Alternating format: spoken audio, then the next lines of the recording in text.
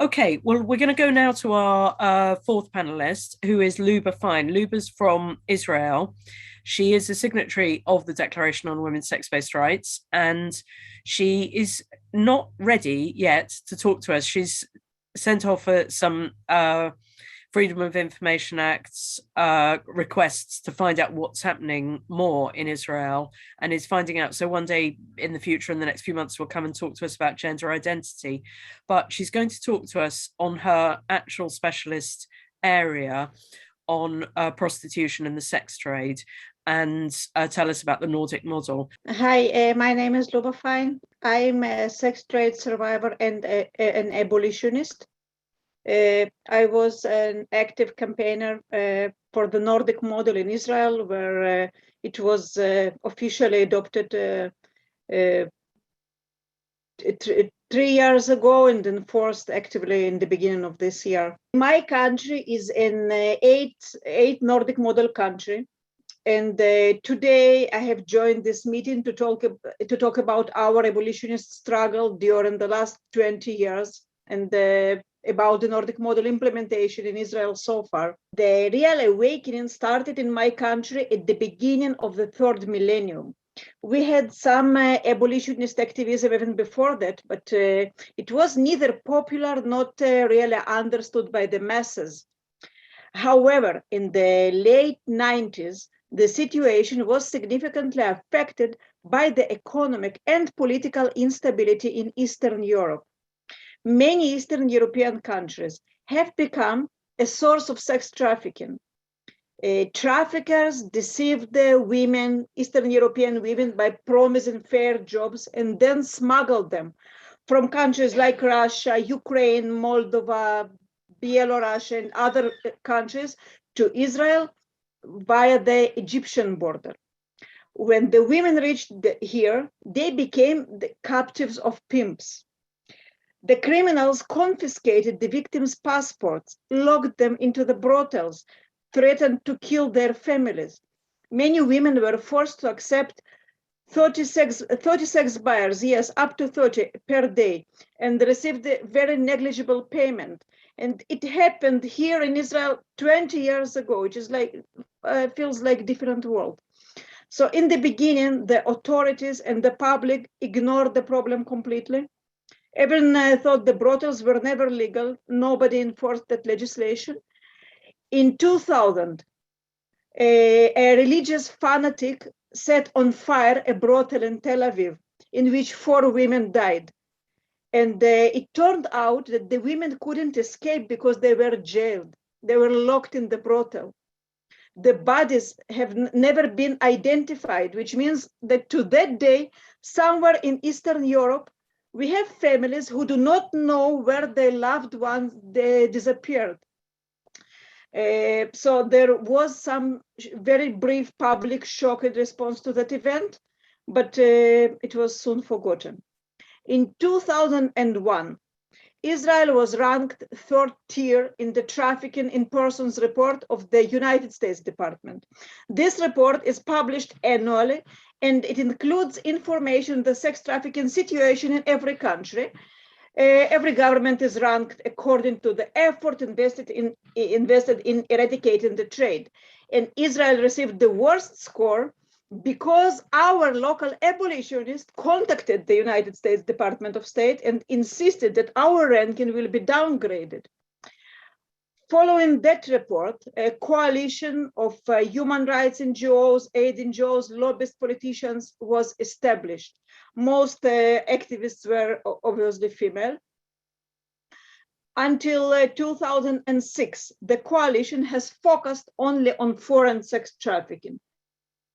In 2003, there was founded the Task Force on Human Trafficking and Prostitution, a crucial player in our struggle against the sex trade, a lobby group. So the anti-trafficking stage of our Nordic model battle ended in 2006 with a significant streamlining of anti-trafficking legislation and enforcement. After that, the member of parliament, Zehava Gal'on, probably the most prominent politician in this battle, proposed the Nordic model bill for the first time. She wanted to leverage the anti-trafficking momentum and promote the general sex purchase ban. But that time, not many people supported it.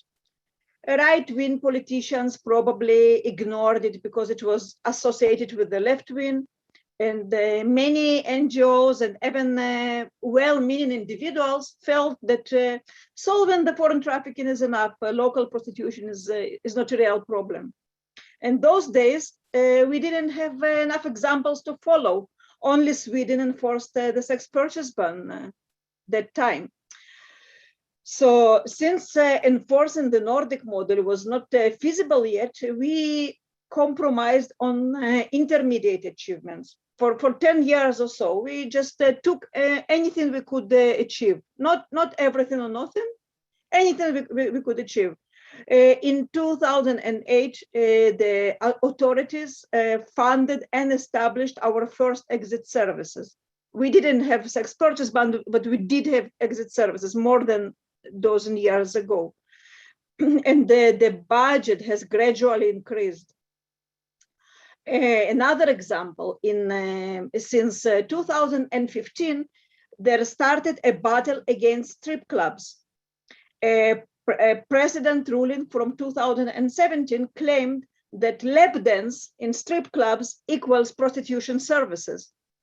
After several attempts to restrict strip clubs to the dancing only, all of them were shut down by local authorities in a year ago, more than a year ago when COVID started. One more example, in 2017, we passed a bill banning websites that promote or conduct illegal activity, including advertising of prostitution. This law it didn't provoke riots like the Nordic model bill, but it is a very important law in the battle against the sex trade. In 2013, we established a wide coalition, right-wing and left-wing, against prostitution. We used a very special framing for that.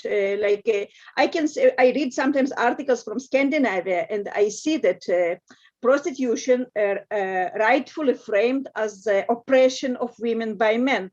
But here, to establish a right-wing, left-wing coalition, it just couldn't work. So prostitution was framed as violence against women, as sexual abuse of women, abuse of marginalized women. So conservatives could identify with this idea and join the left-wing parties to support the Nordic model. In December 2018, it was passed officially. Will be very challenging to determine when the actual enforcement started, because the act has two main purposes. So first purpose is enforcement against the sex buyers, right? Currently, the purchase of sex is punished by a fine. Only after a third arrest, the state can initiate some criminal action. By the way, the sex buyers can replace this fine with a workshop, but the spoiler, nobody opted for that. They don't want to become better people. They prefer to pay the fine. Anyway, the police had to delay the enforcement for a long time because our former Minister of Interior Security did not support the Nordic model. And the task force on human trafficking and prostitution appealed to the Supreme Court to force him to sign the order. After that, police forces have undergone the training, and the training was focused on understanding that women in prostitution are victims. They are not mean or annoying or dirty, they are victims. And recently I have seen a police officer interviewed on TV, and he said, during this training, we learned that women in prostitution are actually victims. And I was so happy to hear these words, because this is not what I remember from my time in the sex trade. But still, I'm not complacent. I know that we have to keep working and organize more training, but the beginning is very good. So the first report was handed out to the lucky customer in February, and now we have more than 1,000 reports and counting. The second component of the Nordic model in Israel and in general is obviously exit and support services. Again, will be very challenging to point out when this part of the law was enforced, because we already had rehab and support services. So we are speaking about expanding budgets, expanding support services. As for now, we have amazing options for the sex trade survivors who are willing to exit, including legal assistance, bureaucracy, psychiatric, psychological counseling, individual group therapy, parent training, exercise in social rights, which is very important, workshops for financial management, I think I still need it, vocational training, educational integration, rehabilitation hostels, and much, much more. We also have a range of services often referred as harm reduction, such as helping with the necessities, food, clothes, paying bills, emergency apartment where women can shower, change clothes, eat and sleep, for women in active prostitution. And something very interesting, there is a question often discussed, whether how we should support women who are still in prostitution, whether they should be encouraged to exit. And in many countries, especially those that don't believe in the Nordic model, they think that initiating a conversation about exit services is judgmental. But our perspective is different, and I believe different. Our harm reduction services are offered unconditionally. Everyone can get them, no matter what your situation is. The atmosphere is non-judgmental, but every woman in prostitution is informed that she can opt for exit services whenever she feels like. And I strongly believe in this approach, because every woman in the sex trade should know that others believe in her ability to exit. Sometimes she doesn't dare to dream of exiting, because the self-image and the self-efficacy in the sex trade are extremely low. So hearing from a volunteer, or especially a social worker, that they believe in you, it can make tremendous change. While we are trying to get more funding for the existing services, more creative and innovative solutions for the sex trade survivors are coming up. One such initiative aims to eliminate criminal records for survivors. I know that you have this problem in the UK. In Israel, prostitution has never been a criminal offense, but we have many prostitution-related violations, like attacking a police officer, holding weapons, or ridiculous charges like interrupting the traffic by standing on a road. So because of these criminal records, some of them are ridiculous, some maybe not, but women cannot start opening a new page in their life. So we help them to delete those criminal records. Another amazing initiative is debt setting. Many women in prostitution exit with large financial debts due to substance abuse, compensatory behaviors, exploitation by pimps, and often families, dysfunctional lifestyle, and more other reasons. So this year saw the launch of a new project of debt setting for women who exit prostitution. Women participate in the project, and they are supported and consulted by the Ministry of Justice, female employee, only female employee who has undergone special training, and that employee helps to reduce the total debt. Some parts are eliminated, especially to the institutions. Some parts are divided into installments. And one more project I wanted to mention, which is still under development, a shortened procedure to acquire the disability status in Social Security for prostitution survivors. I do not know what is going on in your countries, but in Israel, if you want to be recognized as disabled by the National Insurance Institute, you have to be the most functional person in the world. You should be extremely functional. because the bureaucratic process is lengthy and torturous. So our aid and support NGOs have warned the national insurance that prostitution survivors cannot deal with the committees and psychiatrists. Some of them are not very sensitive. And right now we are working on shortening this procedure, so the sex trade survivor can appear to the National Insurance Institute with a recommendation from the social worker and get the disability status. This is extremely important. Of course, it is not all optimistic. We have many challenges and obstacles. For example, as the public debate about prostitution as violence it intensifies, more and more women are coming to exit NGOs. They turn to aid organizations, and we have more budgets and more infrastructure, which is never enough. Another problem is attempts to repeal the anti-prostitution laws. There was one appeal to the High Court against the Web Blocking Act.